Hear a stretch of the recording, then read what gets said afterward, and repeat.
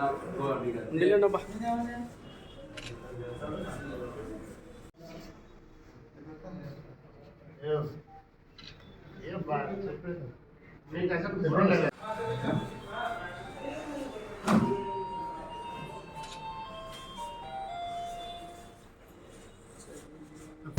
31/3/2024 తేదీన మన Tadipatri DSP Shri CM Gangaiah గారికి రాబడిన సమాచారంపై మన జిల్లా ఎస్పీ గారు ఉత్తర్వుల ప్రకారము తాడిపత్రి టౌన్ సిఐ గారు అలాగే తాడిపత్రి రూరల్ సిఐ గారు వీళ్ళిద్దరికీ మన డిఎస్పి గారు సమాచారం ఇవ్వగా వాళ్ళు రెండు వైపుల నుంచి వెహికల్ చెకింగ్ చేయగా నిన్న తాడిపత్రి బస్ స్టాండ్ దగ్గర ఆర్టీసీ బస్ స్టాండ్ దగ్గర ముగ్గురు వ్యక్తులు ఒక జెంటు ఇద్దరు లేడీసు అనుమానంగా తిరుగుతుంటే పోలీసు వారిని చూసి వారు పారిపోతుండడానికి ప్రయత్నిస్తే పట్టుకోవడం జరిగింది సిబ్బంది సహాయంతో.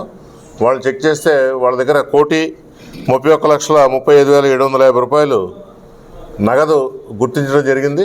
దాని మీద వెరిఫై చేస్తే ఏ విధమైన దానికి సంబంధించి బిల్లులు లేకపోయేసరికి వాళ్ళని కస్టడీలో తీసుకుని వాళ్ళని ఒక కేసు రిజిస్టర్ చేయడం జరిగింది.